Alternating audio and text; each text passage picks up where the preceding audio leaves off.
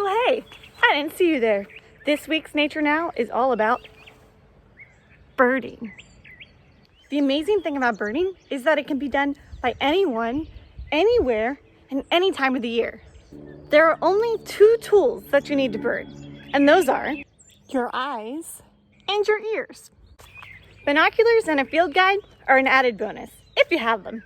So where are some places that you can find birds?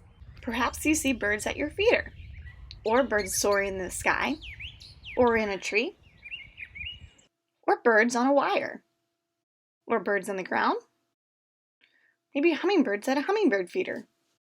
Or if you live near water, maybe you see waterfowl.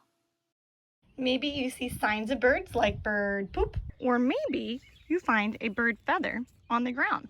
Spring is the time that birds start nesting. So if you have a bird box, you can keep an eye on it every day and see who's starting to build a nest in there. Some birds are cavity nesters, so look around your yard for trees that might have holes in them. Last year, I saw woodpeckers in this one. Being able to identify a bird isn't the most important thing. It's really about being aware of what's around you. But if you do want to learn how to ID birds, there's a really cool app you can use. I'm going to use the Merlin Bird ID app to help me ID this bird. I would say it's about robin-sized. Hit next. He's black, he's red, and he has some white. I'll hit next. He's definitely eating at my feeder. Definitely not that. Hey, it looks a lot like that. But let's keep looking. No.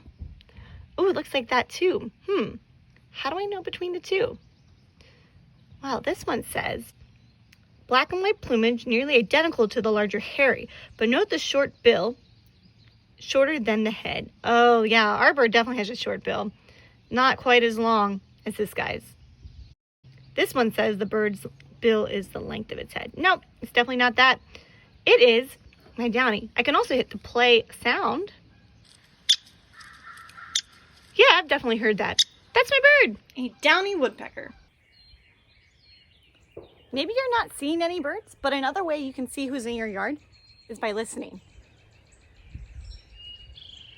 Did you hear that? I know that is an eastern towhee. You can actually learn what bird is calling if you learn to identify their call or song. Sounds like he's saying, drink your tea. Believe it or not, most birds that sing are the males, and they're basically saying, oh, ladybird, look at me. Listen to this one. Do you hear that high-pitched one? I know that's a blue-gray gnatcatcher. They always have that high-pitched tee-tee-tee. This fun activity, led by my sister Jenny, will help you practice your listening skills. I want you to go outside and sit there silently. Listen for 5 different sounds. As you hear the sounds, I want you to graph it. Draw how the sound is moving, just like this.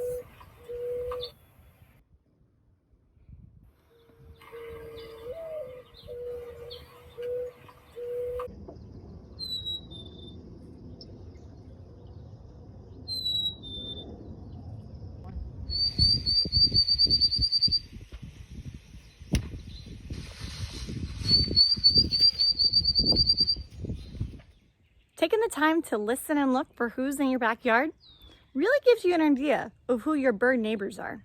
So go on out there, give it a try.